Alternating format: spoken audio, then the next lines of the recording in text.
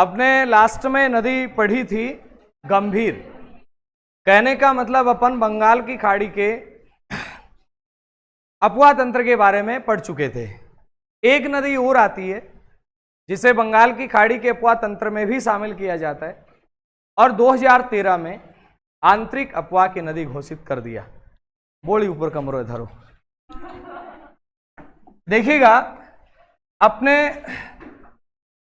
जयपुर में आती हैं बेराट की पहाड़ियां। जयपुर में कौन सी? बेराट की पहाड़ियों से निकलती एक नदी, और ये नदी बेराट की पहाड़ियां जयपुर से निकल करके और जाती है दौसा में। कहां पे? दौसा के बाद नदी जाती है भरतपुर में, और भरतपुर के बाद में नदी पहले जाया करती थी यमुना में। पहले जाया करती थी यमुना में। पहले जाया करती थी मतलब अब नहीं जाती, अब नहीं जाती, पहले जाती थी। अब पहले जाती थी तो इससे कुछ प्रश्न बनाएंगे अपन। बिल्कुल, इससे अपन कुछ प्रश्न बनाएंगे। कौन कौन से प्रश्न होंगे देखते जाना। पहला प्रश्न तो ये हुआ कि अपन इस नदी को क्या कह रहे हैं। आप कहोगे अपन कह रहे हैं बाण गंगा। बोलो कौन सी गंगा? अब चूंकि बाण किसका लगा? अर्जुन का, तो अपन इसको कहते हैं अर्जुन की गंगा। किसकी गंगा? बताया जाता है ऐसा कि अर्जुन ने तीर लगाया, बाण लगाया और यहां से नदी निकल पड़ी, तो इसको अपन क्या कहते हैं? बाण गंगा कहते हैं। इसके बाद में फिर बात बनी, इसी नदी को कहते हैं, अब अर्जुन की बात आ रही तो महाभारत के काल की बात है, तो इसको महाभारत कालीन नदी कहा जाता है। क्या कहा जाता है? प्रश्न बन जाए कि कौन सी नदी को वैदिक काल की नदी कहा जाता है।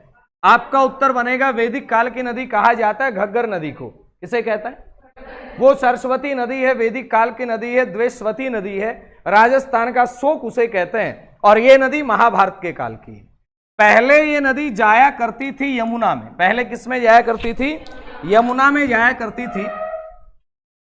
पहले नदी जाया करती थी यमुना में, लेकिन अब ये नदी है, ये यमुना में नहीं जाकर के भरतपुर में रह जाती है।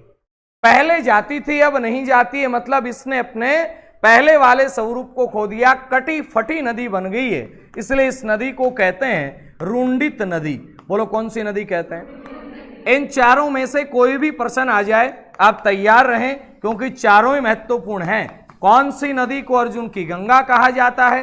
कौन सी नदी को महाभारत काल की नदी कहा जाता है?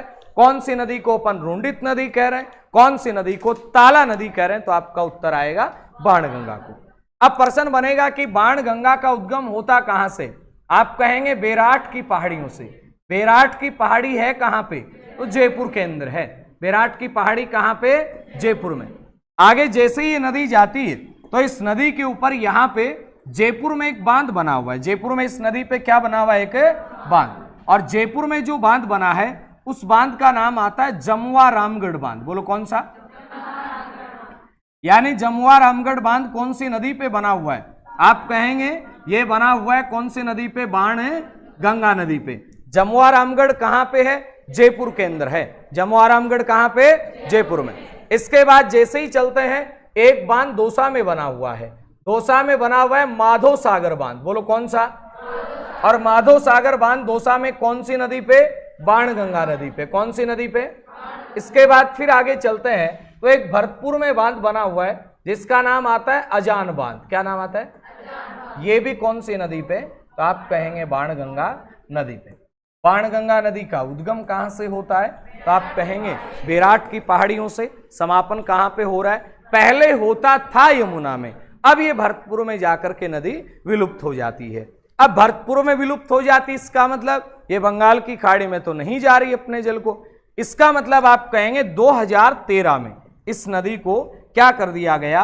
अंतः प्रवाह की नदी घोषित कर दिया गया। कौन सी नदी को? बाणगंगा को। क्या इसमें भी सहायक नदियां हैं? नदियां नहीं, छोटे छोटे नाले हैं 3। कितने नाले? 3। एक याद रखिएगा, गुमटी नाला। कौन सा नाला? एक है गुमटी नाला, एक है सूरा नाला, एक है पलासन। गुमटी, सूरा, पलासन, ये किसके सहायक नाले या नदियां हैं? आपका उत्तर आएगा बाणगंगा के। बोलो किसके हैं? इतनी ही बाणगंगा की बात है। बाणगंगा अर्जुन की गंगा कहते हैं, ताला नदी कहते हैं, महाभारत काल की नदी कहते हैं। इसे रुंडित नदी कहा जाता है।